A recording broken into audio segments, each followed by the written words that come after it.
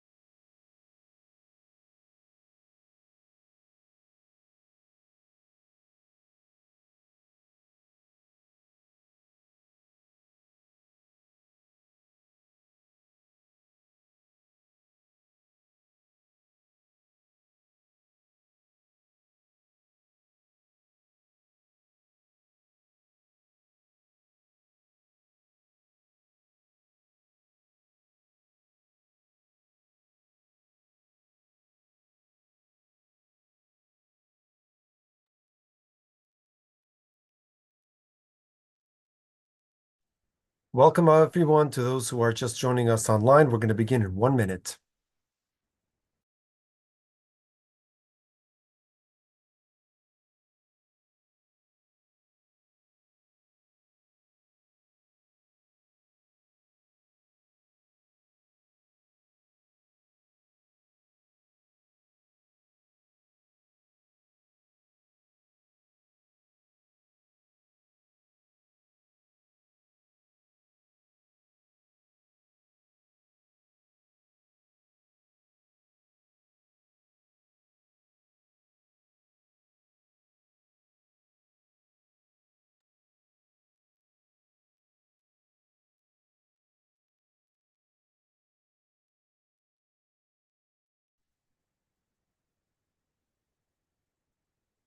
It's Tisha Bav, so unfortunately, we can't greet each other with a formal greeting, but on behalf of the Wayutar Mitzion Kollel and the Fish Center and our community partners, especially the Illinois Holocaust Museum and Education Center, my name is Rabbi Ruvain Brand, and I am honored to welcome all of you for this afternoon's special presentation. It's the culmination of an ongoing partnership between our Kollel in Chicago and the Fish Center in New York, that we have this special collaboration which has spanned different states and time zones over the course of the past few years, and we're very grateful for the partnership. We're delighted to host, and we thank all the participants for joining, especially Dr. Dynner for this afternoon's presentation. And I am very honored and excited to welcome Mrs. Sari Scheinfeld, who has not just her East Coast, but her special Midwest Chicago connections, to introduce today's presenter. Wish everybody a easy rest of the fast, a meaningful fast. Thank you all for joining us. And Amir Hashem, next year we should be celebrating with the Geula Shlema, with the full redemption in Yerushalayim, in Jerusalem. Very welcome. Thank you very much, Mrs. Scheinfeld. Thank you, Rabbi Brand. I want to just express our appreciation to Dr. Dynner for joining us today. Dr. Dynner is the Carl and Dorothy Bennett Professor of Judaic Studies at Fairfield University. He's the editor of Shofar, an interdisciplinary journal of Jewish studies, and a recent Guggenheim Fellow. He's the author of Men of Silk, The Hasidic Conquest of Polish Jewish Society by Oxford University Press, Yankel's Tavern, Jews, Liquor, and Life in the Kingdom of Poland, also Oxford University Press, and his new book entitled The Light of Learning, Hasidism in Poland on the Eve of the Holocaust, which he will speak to us about right now. And without further ado, Dr. Dynner.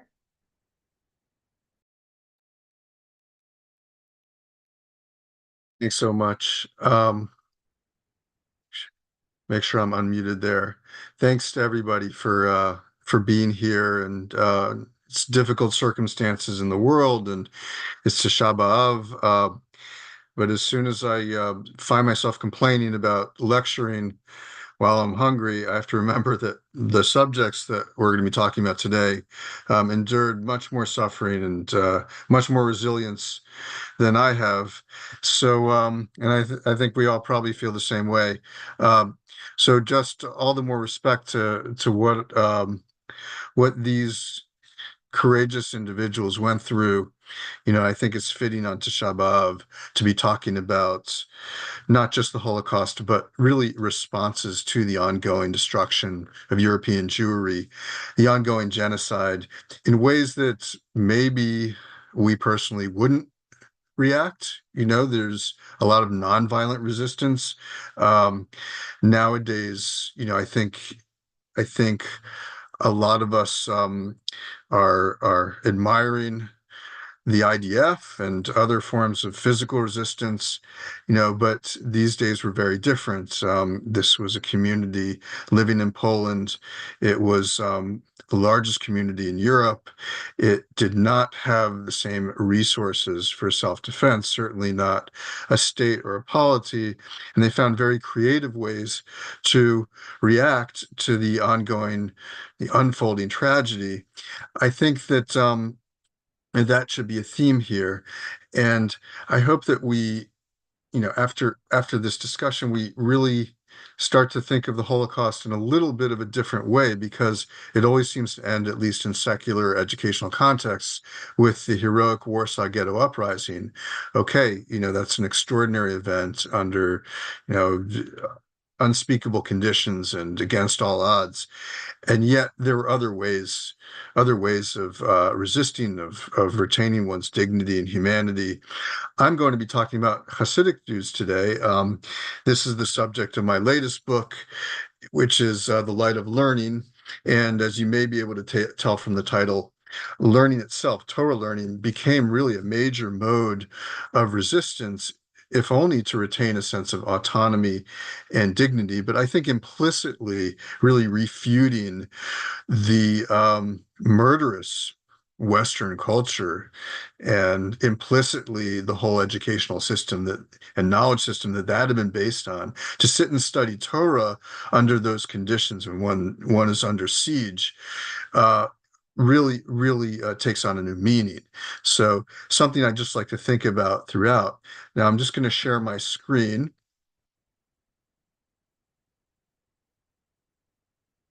And I can get the slideshow here. Um, so the first thing I'd like to start with, which is a little different from anything I've done before, is actually go back to my undergraduate years at Brandeis University when I had a Holocaust course. And I read some really phenomenal writings about the Holocaust. It was pioneering. Ordinary Men by Christopher Browning had taken the unusual step of reflecting on the humanity of Nazis, which at the time was kind of unheard of. But he found these transcripts, these interviews with Einsatzgruppen and police battalion members who had been interviewed after the war, and they were asked to explain why they so easily and willingly engaged in mass murder of Jews. And Browning was sort of surprised to find that they weren't really that anti-Semitic. They were simply giving into peer pressure, perhaps following orders, and that this is something that is perhaps universal, that all of us could become mass murderers. That was his claim. He had a secondary, perhaps also primary claim, and that was that Nazis, and Hitler, of course, at their head, had not intended throughout the war to murder or annihilate world Jewry, but that was something they came upon gradually as conditions on the ground changed. It was a function of the specific context, and therefore the term that he coined was functionalism. That the Nazi Holocaust needs to be seen not as a scheme by evil geniuses, but rather something that sort of uh, happened gradually as the Nazis became radicalized and as ordinary Germans who participated in it became more and more callous. Now, this elicited a furious reaction by Daniel Goldhagen, who wrote a book based on the same materials called Hitler's Willing Executioners. And he really homed in on a single scene, which ordinary men began with, which occurred in the town of Józefów, where 1,500 Jews were murdered, just massacred in a single day, brought out to the forest one by one by police battalion members and shot in the forests. But before giving the orders, according to Browning, the commander, Wilhelm Trapp, had begun to cry. And he said basically something to the effect, I don't like these orders at all, but orders are orders and they came from above. And he tried to give some excuses that these Jews had been partisans, which was kind of absurd in the case of children and elderly people, but no bother. And that we should remember that Germans at home are being bombed because of the Jews. And he gave all kinds of excuses, but the bottom line was that he felt torn up about it. And members of the police battalion actually did step out. They were given the choice, and 12 of them, about a dozen, stepped out and refused to participate in the killings. And afterwards, those who did participate in the killings were pretty shattered by it, and they drank heavily. Some committed suicide. In other words, Nazis are human. So Goldhagen responds to this by using the same materials to show, no, actually, they're German, they are specifically uniquely anti-Semitic, and this is a long history of German anti-Semitism. And they actually engaged in sadistic acts, which showed they often enjoyed. And he would sort of cosplay what it was like to walk an 8-year-old girl out into a forest and shoot her, for example. And what must be going through this German's mind? Maybe he has a daughter back at home, and so he tries to, in a sense, uh, point out the evil nature of these Nazis that Browning had humanized. And it's an interesting discussion, but he basically says, no, Germans have been anti-Semitic since Luther and in the 16th century, and they had intended all along to destroy world Jewry. And so his school comes to be known as intentionalists. Really, they didn't invent these schools, but they became kind of the figureheads of each of these schools. And that was the debate for over a decade in Holocaust studies. And as a student, I kind of felt something was missing from this debate. And we're not a class, so I can't ask you to volunteer your answers. So I'll just give you my own impression. We learned a lot about the Nazis. We even humanized certain Nazis, but we still left these books and this discourse with no idea about who these Jews were. Who were the victims? And it turns out, as I began to write my dissertation on the Hasidic movement, most of the town's Jews, they were about 72% of the town, were Hasidic Jews. And so I think it's important just to think about how perhaps it's not just a lacuna, perhaps it's obscene to only focus on perpetrators in a situation like this. These were real human beings with really rich internal lives. I think part of the problem had to do with the secularization narrative that most Polish Jewish historians had embraced. The story was that as Jews entered modernity, meaning, the 20th century, they became Zionists, they became socialists, they became communists, they became assimilated Polonophiles, and so on and so forth. And yes, they became religious, or they remained religious too. But those people weren't interesting. And in fact, I found in my own research that those people who weren't so interesting, the sort of gray religious masses, as they were sometimes portrayed, were actually not only extremely interesting, but really the majority. And that was definitely true of Yuzefov. It's a very Hasidic town. Many were Alexander Hasidim, some were Ger Hasidim, and the Rosh Yeshiva and really the town rabbi and kind of like most revered figure in town, who I'll talk about in a second, was a Sadguru Chassid. So, the more you delve, the more you realize that these are people with rich, complex lives, and we need to try to give them agency. Meaning, we need to try to reclaim their own kind of personhood, their own beliefs, their own feelings, emotions, and really, I would say rather heroic actions throughout this ordeal.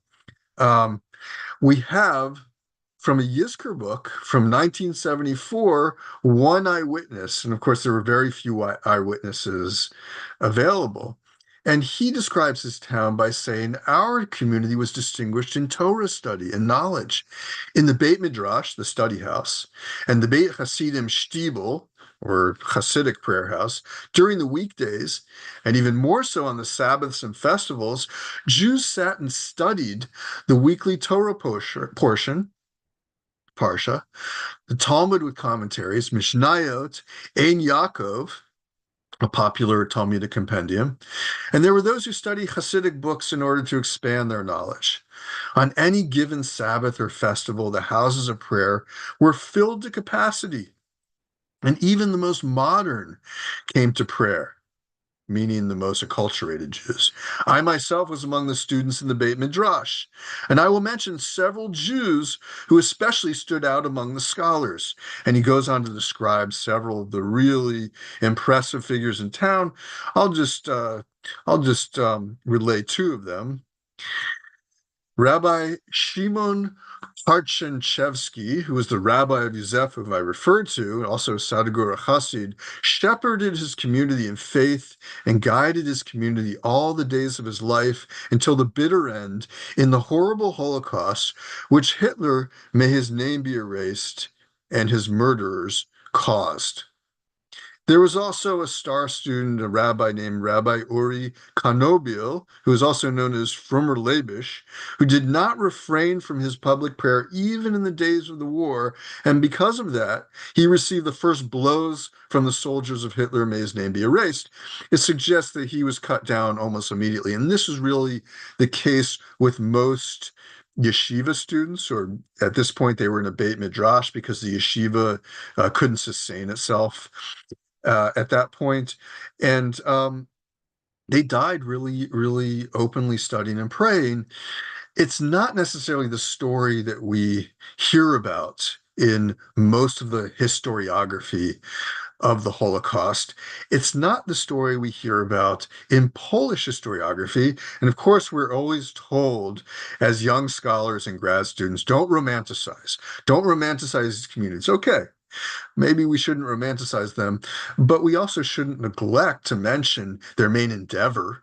And their main endeavor might seem absurd to somebody who thinks the main goal should be survival. But there were those who, down to the last minute, studied and prayed and didn't think much about survival, and that I think is something that perhaps it's hard for people in the secular world to appreciate, to even acknowledge. It seems almost absurd, and yet I've come to really, really respect that choice as well, because after all, the religious orientation is towards the soul, not towards the body, and things people did to survive were often horrible. And we really need to think about this in a much more, I think, generous way, that there are many, many different responses to this onset of what later would come to be known as the Holocaust.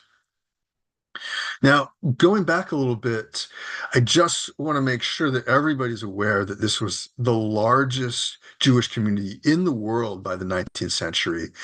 The Jews of Eastern Europe, really the Jews of the formerly Polish lands, that had been partitioned and virtually wiped off the map, absorbed by Russia, Prussia, and Austria until World War One, when in the wake of World War One, when Poland is revived again as an independent state. Throughout this period of partition Poland in the 19th century, Hasidism really comes into its own. There are Hasidic courts all over the former Polish-speaking lands, and the one minor exception is what was called Lithuania. It wasn't really a state. It was part of the Tsarist Empire at this point and had a vague designation. But you see around Vilna in the north, there are rather few Hasidic courts. Of course, the exception is Chabad, because as we all know, Chabad goes everywhere. And Chabad had a very robust presence in Vilna, or Vilnius as it's called today. But it really did change the landscape. I should mention, though, that the anti-Hasidic group, the Misnagdic or Yeshivish communities, developed world-renowned yeshivas, really iconic yeshivas that are going to become, at least several of them, are going to become part of Poland when Poland achieves its independence. It comes to be known as Eastern Poland, and there are famous yeshivas there as well, that need to be acknowledged because they're going to really influence Hasidic culture, ironically. But Hasidism came to really be known for singing, dancing, joyous song, joyous worship, which didn't do wonders for its reputation in terms of scholarship. And yet, as many have pointed out, that's not a really fair designation to refer to Hasidic groups as somehow anti-intellectual. There were scholars among them. The Alter Rebbe of Lubavitch is one famous example. And the Misnagdim, or the opponents of Hasidism, would often twist things to make Hasidism look less scholarly.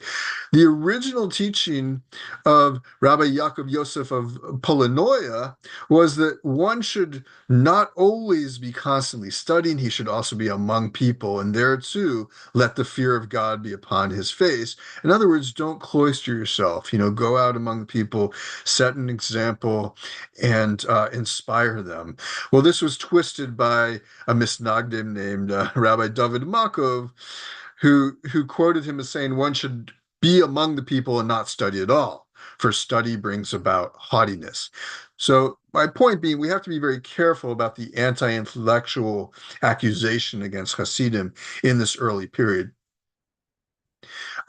And there is a scholarly vein of Hasidism, in addition to Lubavitch, that emerges in central Poland, which is eventually going to become the heart of independent Poland after World War One. The Kotzker Rebbe, for example, Torah study is the key to animating one's worship with love and fear.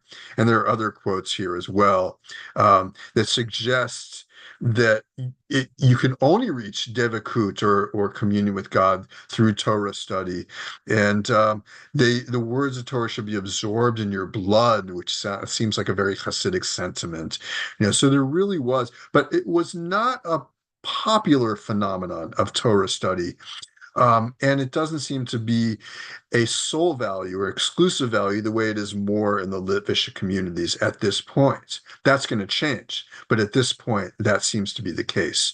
Now, World War I is devastating to Hasidic communities, and Hasidism had already been beset by a sort of revolt against some youths who had discovered Zionism and socialism and communism, or had simply become Polonized through reading secular literature. And now World War I just scatters these communities. Some Hasidic leaders are actually executed falsely as spies by one army or another, and the communities just disperse. Some went as far as Vienna and never returned. Chortkov and and others are examples of this. But Hasidism becomes kind of scrambled in an interesting way. Hasidic courts tend to move into urban areas like Warsaw and Łódź or Lodz, where it's a little bit safer in the midst of the war. Some rebbes continue to kind of hold their tish or banquet in a very meager way during the war. And after the war, Hasidic courts disperse not too far from these urban centers. They tend to settle in what today we call the suburbs, in small towns not too far from major urban centers. And when Poland is reborn, it does become, regardless of what you've heard about Polish anti-Semitism, it does become a kind of a refuge for Jewish, really Orthodox and Hasidic religious life. To the point that in the Soviet Union, the USSR, which is on the east here, there was a really, really fervent anti-religious campaign where Hasidism and other Orthodox Jewish movements are driven underground. Yeshivas are closed or forced to move. Those religious Jews are often smuggling themselves across the border into Poland, where they reestablish yeshivas or they join existing yeshivas. There's a kind of religious refugee situation. It's illegal, but Poland tolerates it.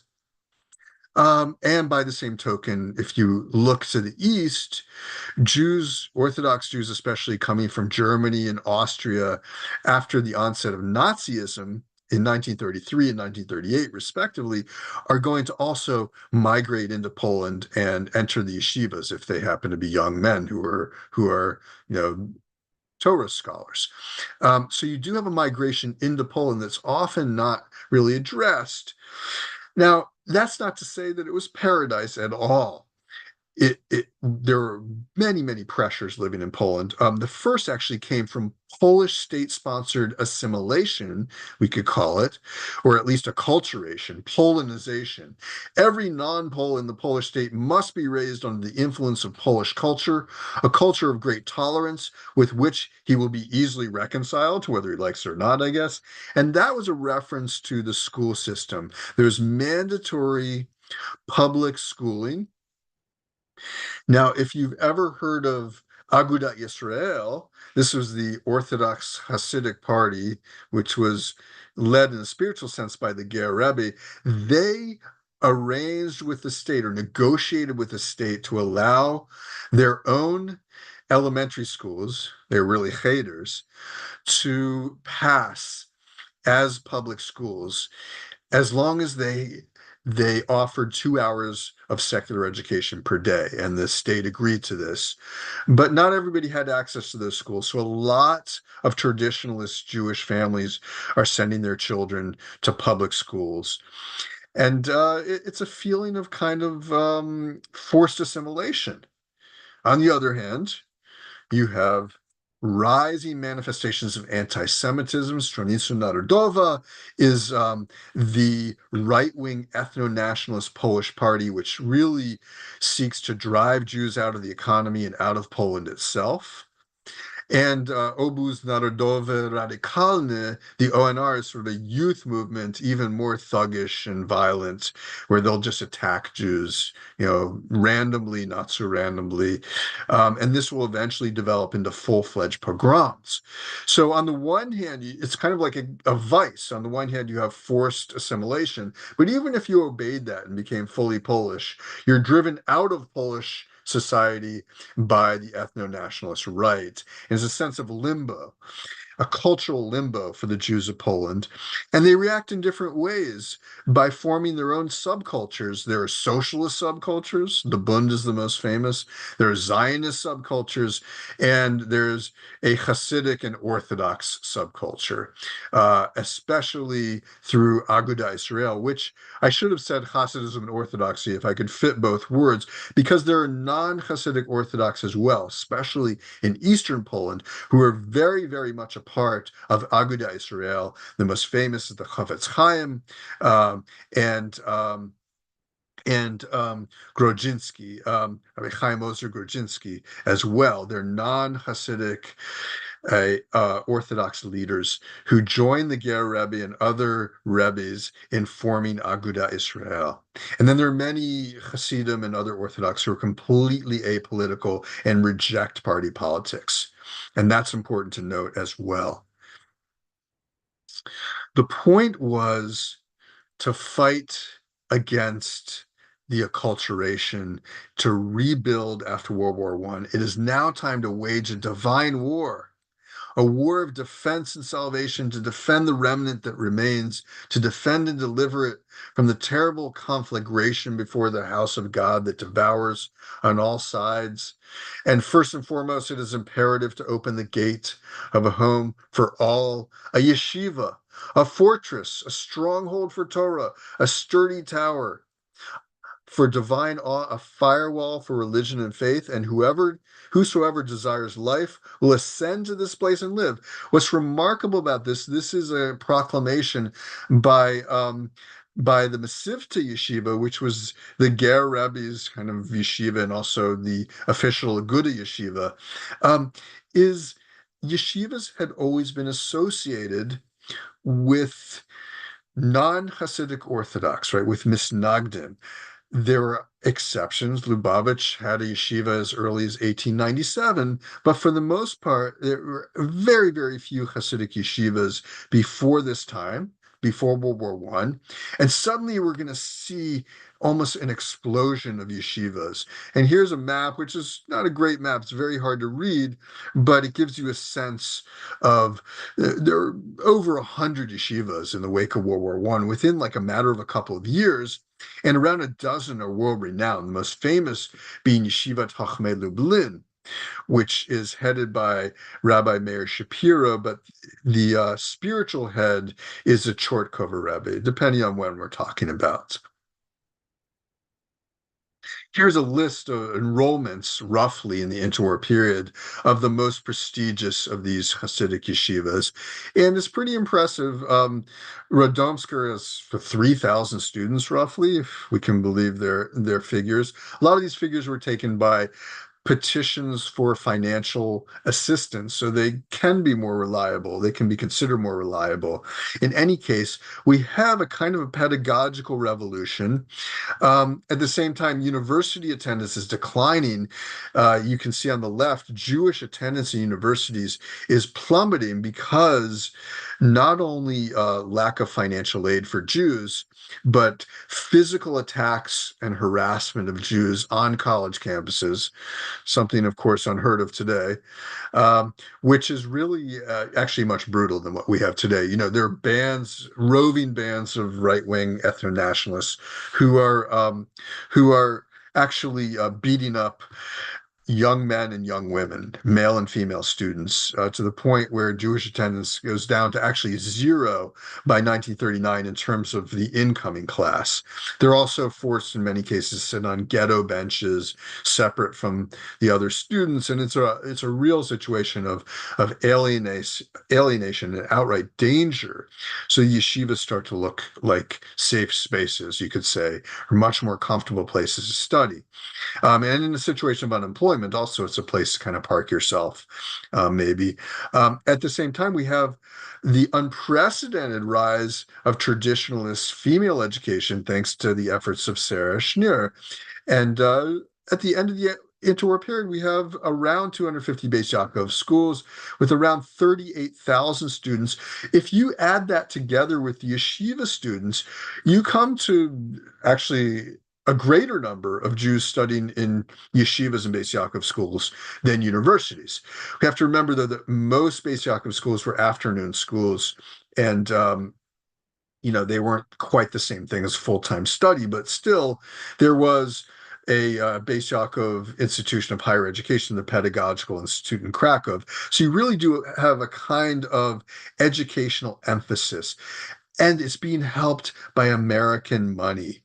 Why would the Americans be assisting Orthodox and Hasidic Jews in their educational institutions? Far more so than they're helping Zionists and Socialist schools, well, it's sort of nostalgia on the one hand, but on the other hand, there's a desire not to socially engineer East European Jewry. The sense is that most, at least 55% of the students are actually Hasidic or Orthodox, so we shouldn't tamper. We should just give financial aid to those institutions. So the Americans really do save the Torah study to a large extent, at least materially. And the values begin to change. Education is paramount. The existence of Torah depends on it. Talmud Torahs, yeshivas, Beis Yaakov schools, and vocational schools. People must summon all of their strength to work for them. This is the Chortkova Rebbe, and a real passion of his was these vocational schools, because he said not everybody can become a rabbi or a religious functionary. We need to be practical. We need to ensure that our youth aren't leaving Frumkeit because of economic reasons, right? Because they can't get the training as artisans that they need. And this is a time when it's much better to be an artisan than a merchant in a lot of cases if you're just starting out, because the merchants were facing economic boycotts and all kinds of harassment, and there was an economic depression. Better to learn a skill in the crafts that doesn't upset the Poles and actually better ensures a livelihood. So we see a movement in Polish Hasidism from Hasidic courts to Hasidic yeshivas as the main focal point of prestige, of status. Rebbes become much less known as miracle workers and much more known as educators and scholars. And a Chassid is really, at least a male Chassid, is a student, and same with a female Chassid in a lot of ways too, in the Beis Yaakov school system. So it's a real shift that's fascinating, that's going to undercut the dynasties. One thing that I didn't mention with Yuzefuv is this yeshiva at that point, Beis Medrash, was run by a Sadgura Chassid, but attended by Hasidic youth from other dynasties, from Alexander, from Ger. And this is true of these yeshivas as well. Things become mixed up because really serious students want to study in really serious yeshivas, irregardless of the dynastic affiliation in a lot of cases, not in all cases, but in a lot of cases. It affects the emphasis of Hasidic leaders in terms of what do they see their role. The premier pedagogue is the Piaseczna Rebbe, Rabbi Kalanim Kalman Shapiro, who begins to try to transform the way that Torah is being taught.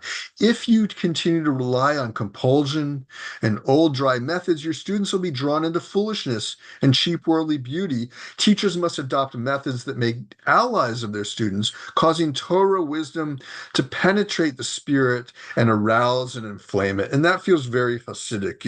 It's supposed to be an emotional and spiritual experience, even if you're studying something extremely dry and something extremely technical in Gemara.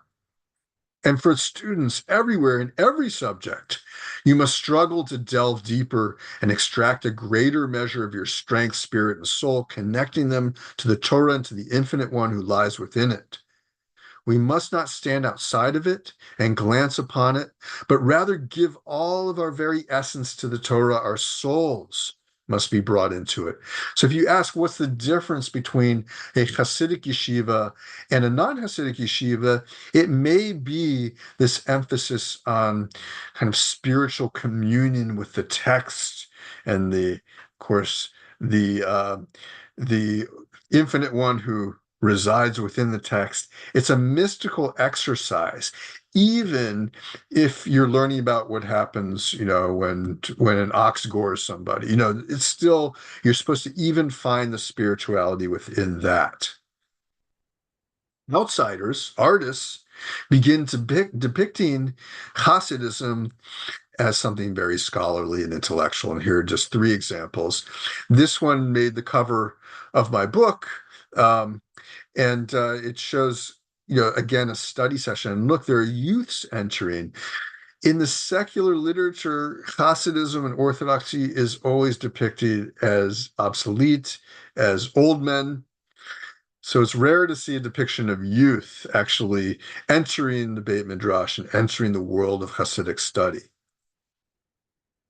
Now, on the outside, it's getting more and more tense. Pilsudski, a benevolent dictator who tried to suppress anti-Semitism, has died in 1935, and suddenly we have the explosion of anti-Jewish sentiment, anti-Jewish boycotts, and outright pogroms.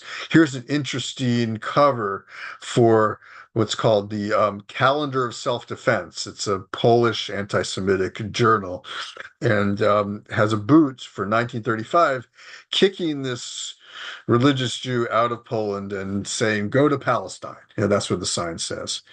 Little ironic, I guess. To Palestine, go back to Palestine, right?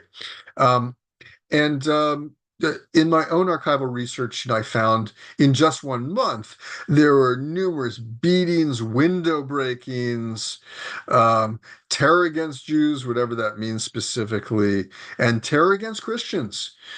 And if you ask why this is happening, it's Christians who are attempting to buy things from Jews. So Jewish customers were also being attacked and terrorized by the right-wing nationalists too, to discourage them from buying anything. Now, this is Radomski County, which is the seat of some of the worst pogroms, the most famous being the Pshitik pogrom. And when pogroms occur, it's a shock to Polish Jews. Why should they be so shocked? Well, because there had been pogroms in the wake of World War One, but here the state was intact.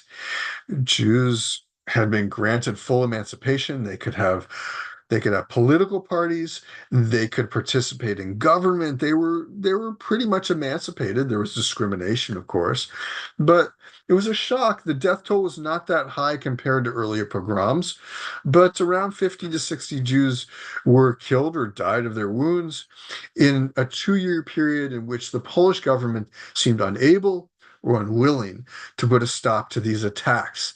Usually they would start with anti-Jewish boycotts that would turn violent when somebody would try to purchase something from Jews, but they often happened as well, or they also happened when, for example, a Jew would attack a Pole, and in one case there were anti-shechita or kosher slaughtering decrees, and a Jewish butcher had stabbed the meat inspector to death. And so there were horrible pogroms in the town of Minsk Mazowiecki. Now, what did Hasidic leaders do to try to respond to these? They didn't gather weapons. They didn't organize self-defense the way the Zionists and the socialists and the communists were doing. But they did have their own form of self-defense, which you may recognize the term Stadlanut, intercession, with very powerful Polish officials. It turns out that this general, Wieniawa Długaszowski, was from Bobów, and the Bobover Rebbe met with him, knew him from his childhood, and met with him and tried to get him to intervene or at least give information about the anti-Shechita decrees and the violence against Jewish communities and what the government was trying to do to stem the violence against Jews. So it was a kind of an activism. And there was another kind of response, and that was when a town is destroyed, as Brzeszcz, or the town of Brest was destroyed in 1937, a really, really horrible pogrom. That was the one in which the butcher had stabbed the meat inspector. Hasidic leaders like Hillel Seidman insisted the recent brutality must not silence Torah study. Establishing a new yeshiva would be the ultimate refutation of the reigning barbarity. Okay, so what do you do when there's been a pogrom that's destroyed your entire town? Of course, you rebuild, and the American Joint Distribution Committee, gave a lot of aid so that Jews could rebuild their stores and their stalls. Okay. But what the Hasidic leadership is saying is that's not enough. We need to also reestablish Torah study, which, in case you hadn't figured out by now, is really the silver bullet. It's the cure-all. It is the cure for all of the ills of modernity, secularization, anti-Jewish violence, anything that you can think of that is plaguing Polish Jewish communities will be cured by Torah study. And that's why we need to build more and more yeshivas in response to this barbarity. The thing is that the pogroms were usually not lethal, at least not as lethal as they'd be remembered. And a much bigger worry was actually assimilation. There are two kinds of exiles, bodily exile and spiritual exile. Bodily exile occurs when the haters of Israel torture the Jews with bodily torments, with beatings and pogroms and heavy taxes and levies and so on. But spiritual exile is the weapon of the more devious haters of Israel who befriend Jews like beloved neighbors and indirectly seek to seduce and lead them astray by establishing schools in which they learn their manners and their ways. And this might seem strange in the midst of pogroms to be claiming that the friendly Jews, the friendly Poles are the problem, but from a cultural and spiritual perspective, they were seen as just another kind of pogrom. The physical pogrom is horrible, but there's also a spiritual pogrom, and that is by forcing our children to learn in their schools, to learn their manners, their ways, their language. And it is true that the experience of going to public school was changing Hasidic communities in another way. The youth were speaking Polish now, and they were learning secular subjects. And this affects the Hasidic community in a lot of ways. The response was often our own secular education, our own youth groups, our own choruses, our own plays, our own libraries, and so on and so forth. And it did work some of the time, just not all the time. So there's really a sense of cultural siege going on here that explains this deep suspicion against even friendly Polish neighbors. When things got really, really scary in 1939, Hasidic leaders were even advocating migration or emigration to Palestine, British Mandate Palestine, the land of Israel. Even if Jewish political sovereignty in Palestine will not mark the beginning of the redemption, which will only happen when Moshiach comes, it will at least mark the beginning of redemption from troubles and save numerous Jewish lives in the process. So this is an actual, a proclamation, an editorial by a deputy in the Polish parliament or Sejm, Mintzberg, who is a Gouda and who's an intimate of the Ger Rebbe. So it was a kind of non-Zionist Zionism, if we can give it that kind of description. And at this point, the idea was pikuach nefesh. Yes, to go to the land of Israel is to save a life. Now, you may have heard, don't go to Israel or America. Your bodies may be safe, but your souls will be endangered. That was something that some leaders said, but they seem to have mainly been uttered by Grodzinski and other non-Hasidic Orthodox leaders. This is an attitude that Hasidic leaders sometimes had as well, but not apparently Aguda affiliates. When the Nazis invade, and here's a photograph of a Nazi guard outside Yeshivat Lublin, Hasidic responses were very varied.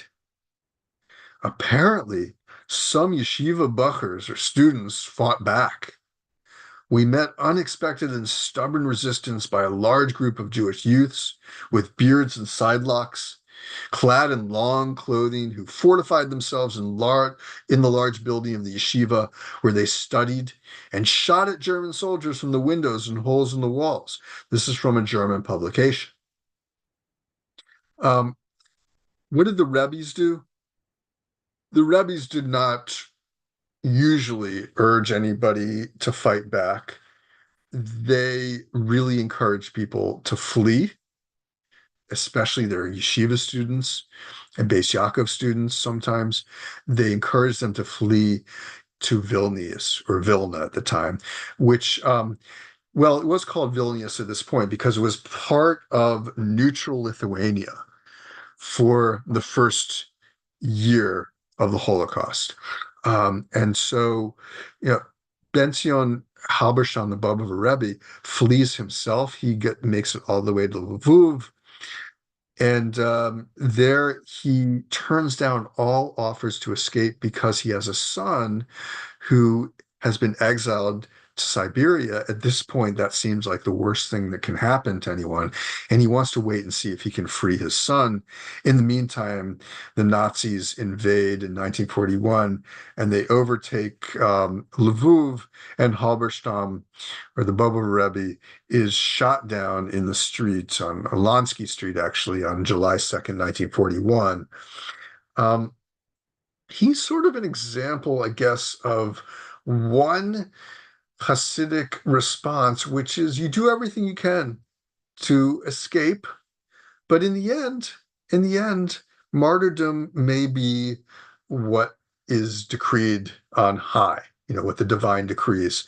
Um, he even says, we can't resist the birth pangs of the Messiah, as he's offered all the kinds of escape. And so this was one attitude. Another attitude, though, was that of the Ger Rebbe, which was to basically do everything possible to escape. And his followers actually not only disguise him in a peasant's hat and move him day after day after day throughout the Warsaw Ghetto, but they even apparently installed people as doubles, as Rebbe doubles, just in case they were captured and killed. The Ger Rebbe himself escapes through Trieste, it's part of Italy, and he makes his way to Palestine, or the land of Israel, on March 18th, 1940. I'm sorry, in the beginning of 1940, I don't know the exact date. March 18th is our next Rebbe, which is Lubavitcher Rebbe, and his escape is even more elaborate. There's all kinds of intervention with American politicians, and he's actually rescued by a member of the Nazi Secret Service, somebody by the name of Landau, who's not apparently very anti-Semitic and sneaks about under the noses of the SS. It's an amazing story you can read about in my book. It's also been written about by Ryan Briggs, and he makes his way to New York. He arrives on March 18th, 1940. And what's important is that he doesn't stop there. He continues really energetically to try to free first his students, Tomchei Tmimim students, yeshiva students, and here's a list of 38 that he got out. In the end, he gets out actually around 200 of them. And he also creates a list of 231 Jews who are stuck behind, really spiritual leaders who are stuck behind in the Warsaw Ghetto. He intervenes with Eleanor Roosevelt and with other politicians, and he presents this list. And what's interesting is it contains a lot of non-Lubavitch and non-Hasidic leaders as well, with their addresses in the Warsaw Ghetto. He really was doing everything he could. In the end, though, he could really only rescue his own students and not all of them. Rabbi David Bornstein is another case, another example. The Sochashever Rebbe, a very scholarly dynasty. He descended from the Avnei Nezer. Those of you who know your halachic history, and he did make efforts to escape, but when these didn't work out, he decided it was just the will of God that he stay.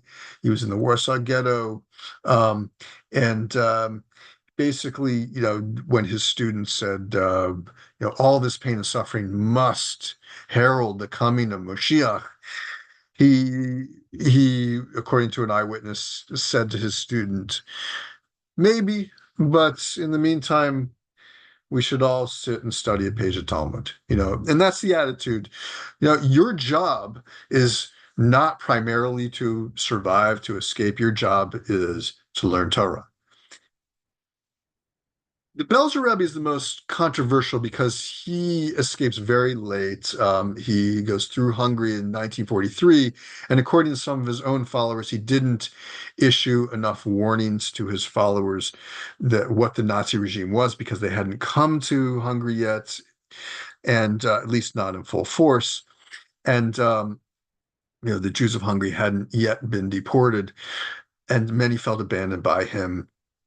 And that's not for us to judge necessarily, but we have to ask a more global question: why, after in this case and other cases, not encouraging their followers to leave, would they then be rescued themselves, these rabbis? And it's a difficult thing to think about, but from the Hasidic perspective, the Rebbe is a repository of great Torah wisdom and must be guarded, rescued, preserved at all costs, regardless of whatever is going on, whatever he did or said. And that seems to be the prevailing attitude. Now, our best witness for what happened in the Warsaw Ghetto is Rabbi Shimon Huberband, who was a pensioner Hasid. Dynasty is not very well known today, and an excellent historian whose work has been translated in a book called Kiddush Hashem. And he kept diaries and really meticulous information.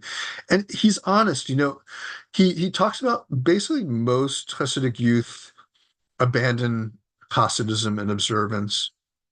Some actually become collaborators, Nazi collaborators, unbelievably.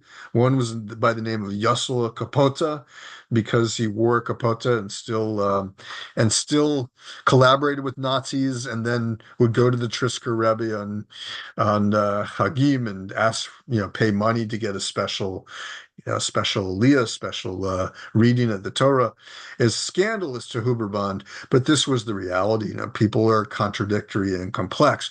On the other side, though, and to me even more fascinating, were he started discovering there were yeshiva bunkers in which some Hasidic youth had just set themselves up. They didn't register to work.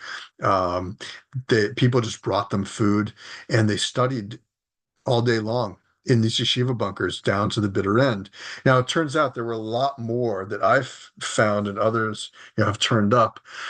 In Warsaw alone, there were 700 full-time students to judge by the number of lunches that were being provided, and 1,200 on Sabbath. And I've found yeshiva bunkers of this kind in other cities as well, and others have found them too, in Krakow and other towns.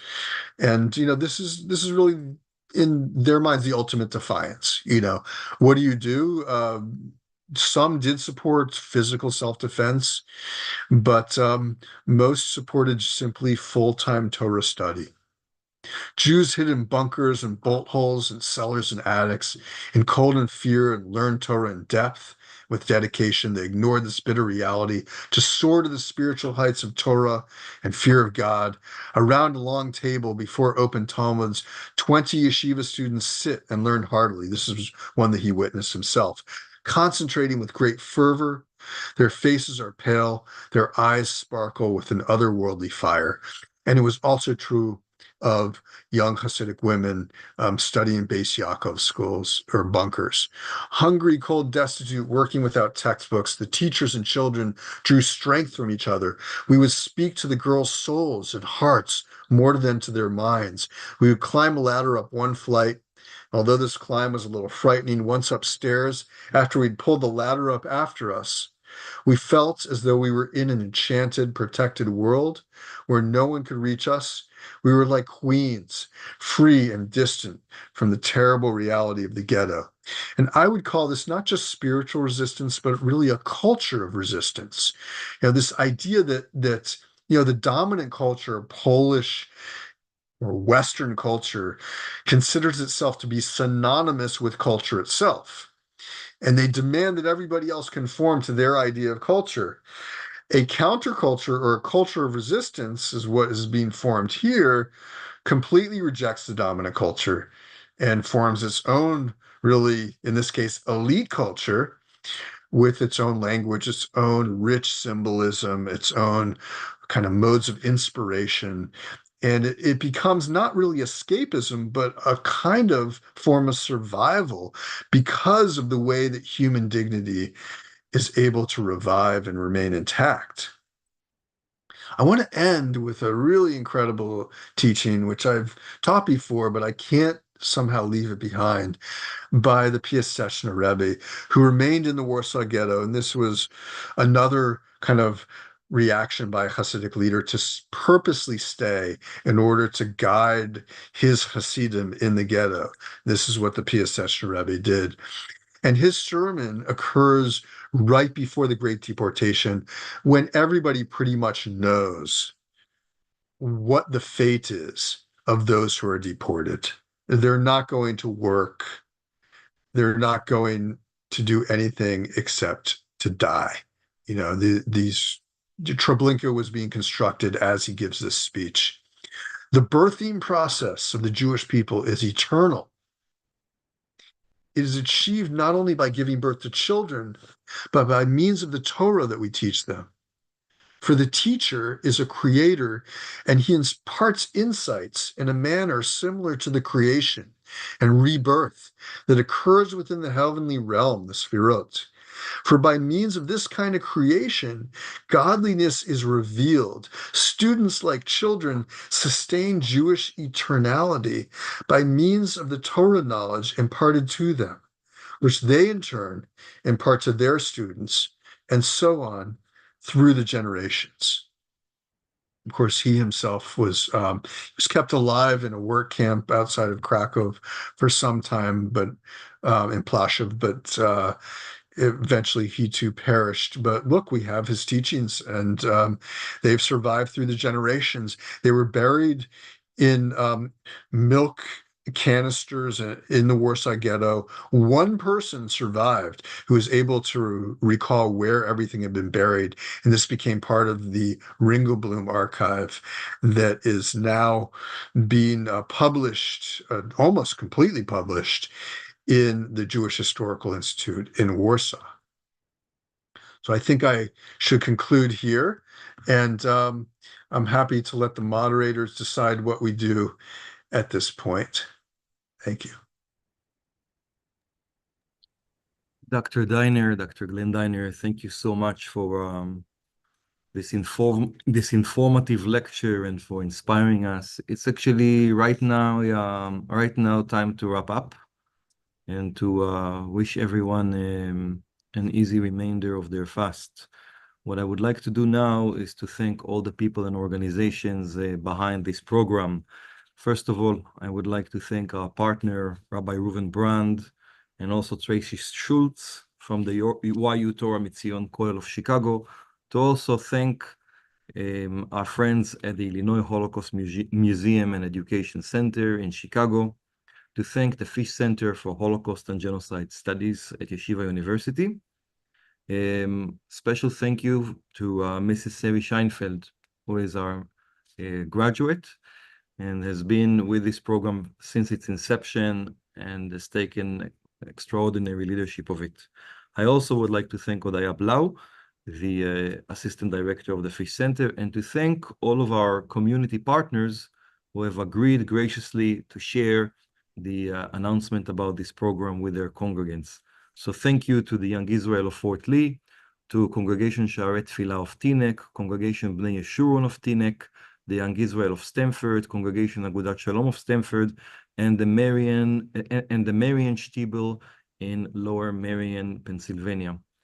We're going to leave you now with an expression of hope, going back to what Rabbi Brand said at the beginning of the program. With our hope for Geula Shlema, we never forget, we always remember.